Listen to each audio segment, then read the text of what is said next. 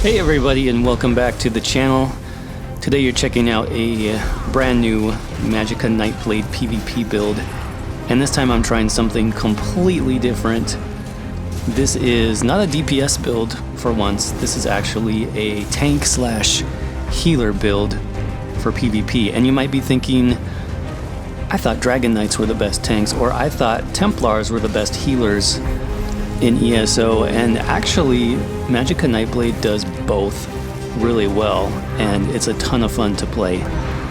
So I'm going to go over this new build that I came up with. We'll go over the gear options, the skills, champion points, and more coming up next. Stay tuned.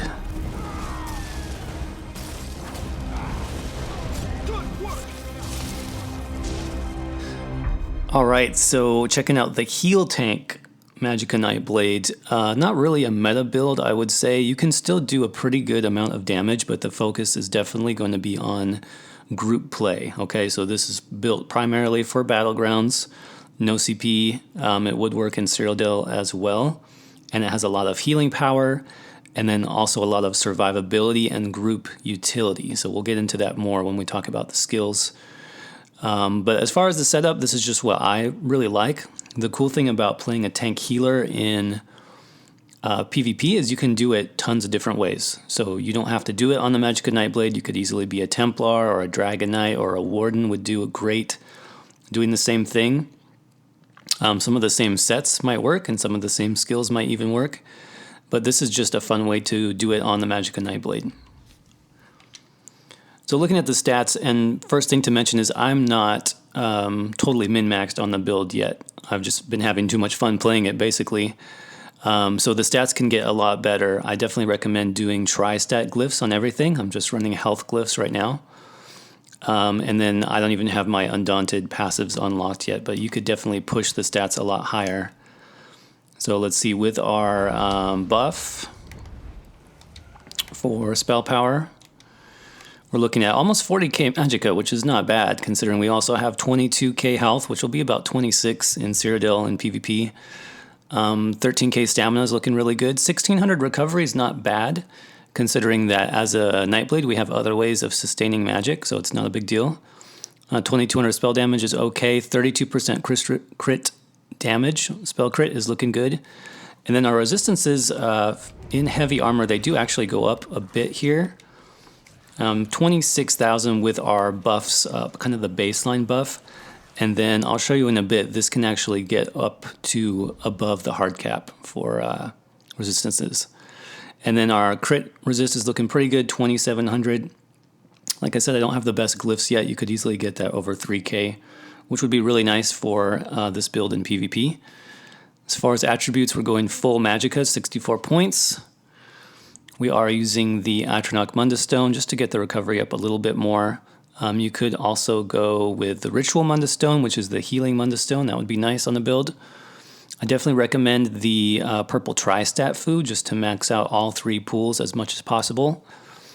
Stage 4 Vampire is not a necessity. I don't think you need to be a Stage 4 Vampire, but I do like the extra regen on the build.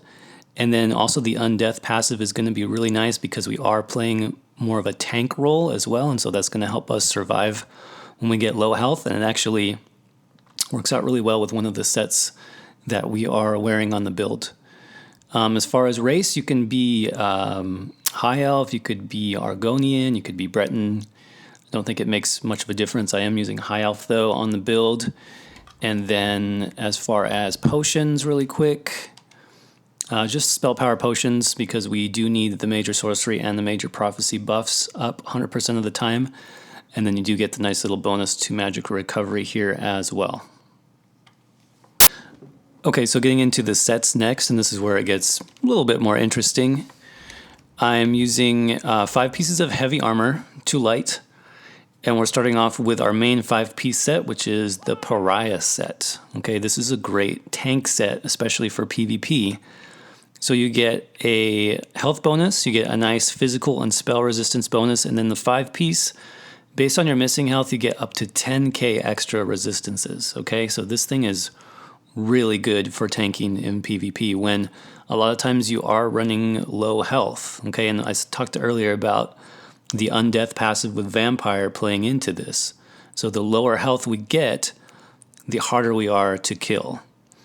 Now you might think that doesn't quite make sense as a healer. Your job is to heal, but a lot of times in PvP, especially when you're playing against coordinated groups and good players, they know that you are the priority. Like they want to get rid of you first, right? Because you're healing your own team and keeping them alive. So when I play a healer, I always play a tank healer. I try to be tanky as well as have good healing. So this set really helps with that. In terms of the resistances, as we get below about 40% health or so, this does put us above 33k resistance, reaching the cap. So it is pretty nice. So 5 pieces on the body for that, all impen. And then for our other 5-piece set, we're using something a little bit different as well, and that's the Necropotent set. So I really like this on the Magicka Nightblade just because we already have bonuses to max Magicka. We have the 8% Siphoner passive. So the higher Magicka we have, it's going to scale even higher with our passives. And this, when we have our pet active, we get that extra 3,000. So you're looking at over 6k Magicka, probably closer to like 7 or 8k with all of our passives thrown in. This is a ton of Magicka to add to the build. So it really helps in terms of healing our group, right? It's going to make those heals scale higher. And again, the way that you proc this is you just have a pet active, which for Magicka Nightblade, super easy. You just have your shade active, and I basically throw in the shade as part of the buff rotation. It's nice because it also puts a debuff on the enemy, and it gives us all this extra max Magicka. Now, it is a little bit of a selfish set. It buffs you pretty much. It does make your heals hit harder, which is good. If you want to play purely group focused, another nice set you can substitute here would be the Transmutation set. That gives you a nice crit bonus for your whole team when you're doing heals. The only problem I have with that set, I really like it, I wish I could use it, but there's no max Magicka bonuses on Transmutation. So you'd be losing like 7, 8k Magicka if you ran that. So overall, I just think this set's really powerful on Magicka Nightblade. Even as a healer, even as a tank, having that extra Magicka pool is nice. So I did choose that for jewelry. And then we are using 2 staffs on the build. So front bar staff is going to be an ice staff. And we're using the charge trait there. That's just going to help with proccing the chilled effect, which actually does minor maim. It also helps keep the target in place. So that's really nice trait to have for this build. And then on the back bar, we are using the resto staff powered. I still need to improve this, obviously, but the power trait is going to be really nice on the back bar. This is where all our heals are, so we're getting some extra healing done when we're using our restoration staff heals. And lastly, the last set we're using, the monster set. I just chose a healing set here, Chokethorn. You can choose, there's a couple other healing sets you can use, obviously. I like Chokethorn, though, because it's a nice focused single target heal. You can see about 25k health over 4 seconds, which is really nice. The nice thing about this is when it procs, it's basically like a second healer for my group. So whoever it's healing, I don't have to worry about that person for the next 4 or 5 seconds. Sometimes it even will proc on me. Actually, more times than not, it's going to proc on me as the tank because I'm taking the most damage. So it's a good way to keep myself alive while I'm focused on keeping my group alive. So I like Chokethorn. You could run, there's tons of other healing sets in the game that you can run instead. But also the nice thing here is you get the 1-piece Magicka recovery. As far as traits, I think we talked about as much impen as you have. I would go fully 7 impen if you can do it with your monster set. Right now I just have 5. And then for the jewelry, I like spell damage here. I don't find that I really need any extra Magicka recovery.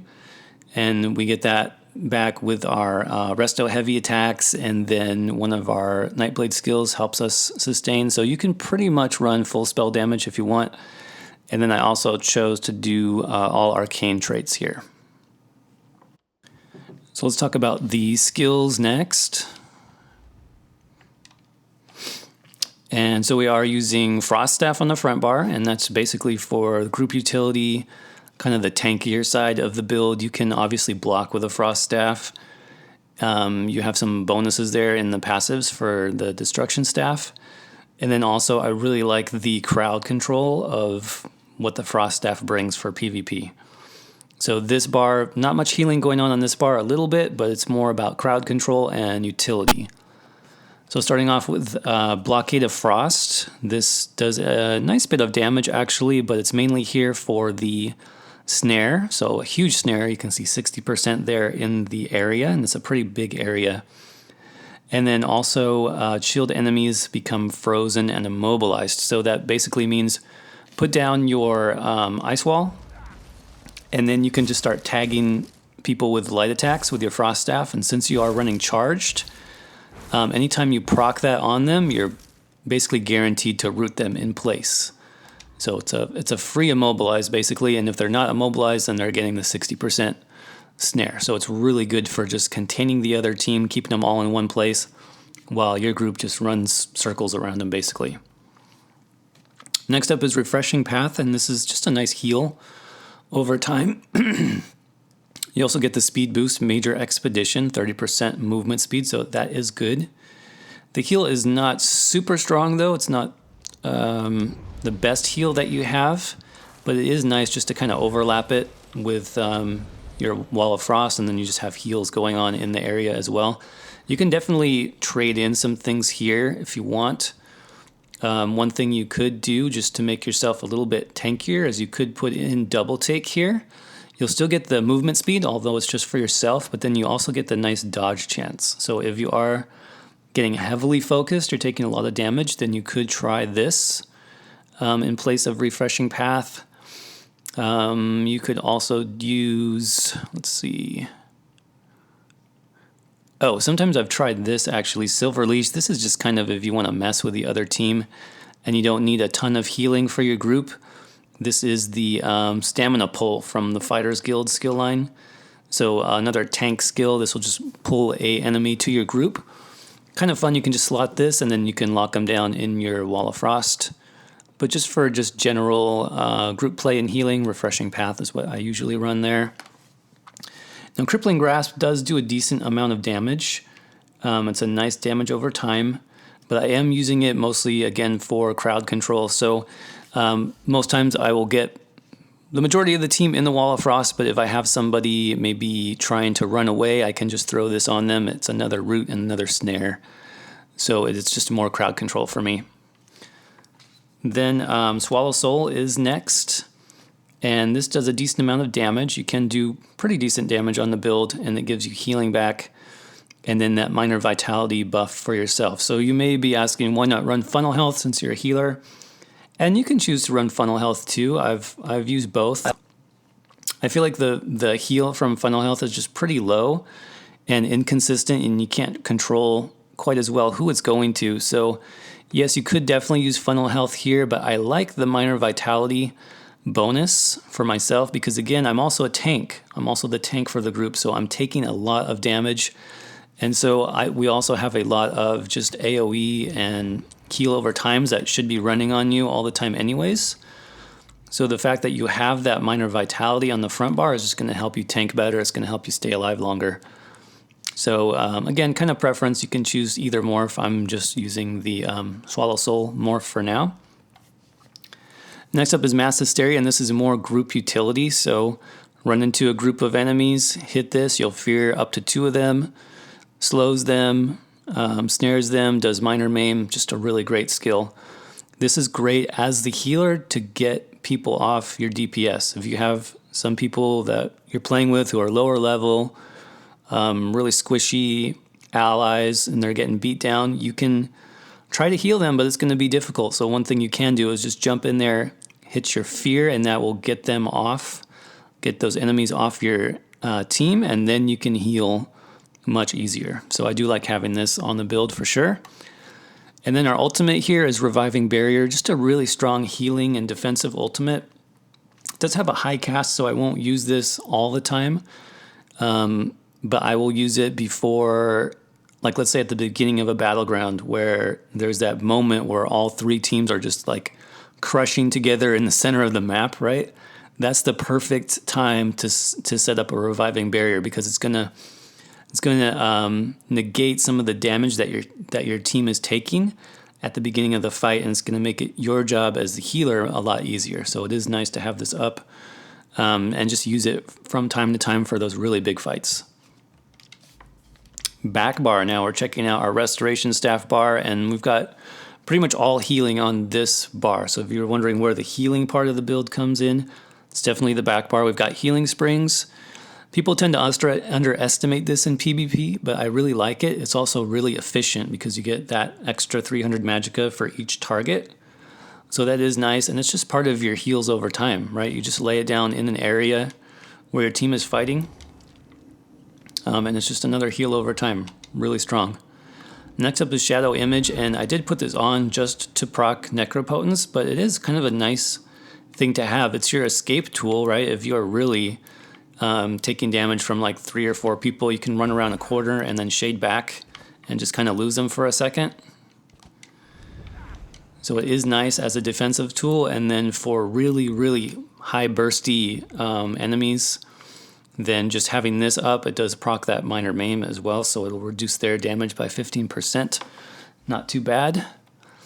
Healthy Offering is the burst heal for the Magicka Nightblade, and this is my new favorite skill by far. It does a ton of healing, and what's cool is it actually scales, or it costs health instead of Magicka. So another reason why we can run really low health, or I'm sorry, really low Magicka recovery is that our main heal doesn't even use magic, it uses health, which is crazy, but it works really good for sustain. It's like no problem to keep this skill up all the time.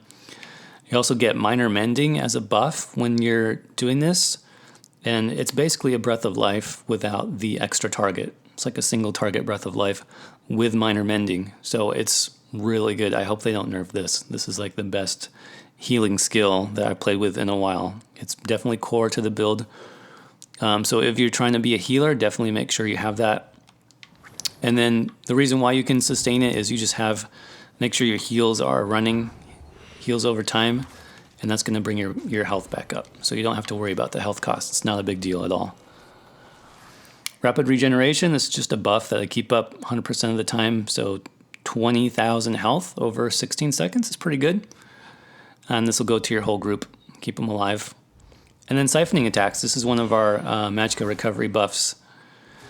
So you see you get a nice burst of Magicka back at the end, and then a little bit for every light attack. And the way you'll do that is when you're not worried about healing, when you have your health over time, your heals over time down, you're just doing light attacks mixed with Swallow Soul on the enemy, and that's going to help your recovery because you've got that buff going. And then last but not least, this is probably one of the best ultimates now, Soul Siphon. You can look at the tooltip unbuffed, almost 30k health over 4 seconds. This is huge, you guys. This is basically a group burst heal.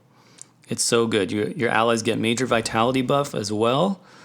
And then there's a synergy too. So basically, your whole group can be almost dead. And you hit this, and the whole group is back to full health. It's really like a reset button for you and your entire group. So 9 times out of 10, this is the ultimate I'm using just because it's so awesome. And it does have a pretty low cost 150 ultimate, so you can get it back pretty quick. And then just a quick check over the CP. So I do play this mostly in Battlegrounds, but I think this would work pretty well. It's kind of focused on the healing and the tank aspect of the build. So 37 Warlord, 31 into Sprinter, 7 into Siphoner. Tenacity 43 because we do a fair bit of heavy attacks on the build. Heavy attacks with the Restoration Staff are going to give you a lot of Magicka back with this. 56 Arcanist, 7 into Mooncalf, 34 Shadow Ward. You do need to block on the build for sure. Tumbling 44, Befoul 1, just an extra point there. 64 into Blessed, so increasing your healing done by 13%. That'll definitely help. Elfborn 31, Spell Erosion because the focus again is not damage, though this will help your heals with Swallow Soul. 27 into Elemental. 25 Staff, 51 Master Arms, 13 into Shattering Blows, 37 into Thaumaturge, then 51 Ironclad, 70 into Resistant, 43 into Hardy and Elemental, 16 into Thick Skinned, and then 5 into Expert Defender, and 32 into Quick Recovery. Alright everybody, that's going to wrap it up for the new Magicka Nightblade Tank Healer build for PvP. I hope you enjoyed it and found it interesting. If you haven't tried playing a Magicka Nightblade Healer or a tank, give it a shot. They can do both equally well. You can even do a bit of damage at the same time, so it's a lot of fun to play. Lastly, I just want to say a quick thanks to all my recent subscribers. We're over 1,000 subscribers on the channel, and I appreciate all of you guys very much. If you have not subbed yet, why the heck not? It's free, and it does help me a lot. So until then, go ahead and enjoy the rest of this PvP action, and I will see you guys in the next video. Peace.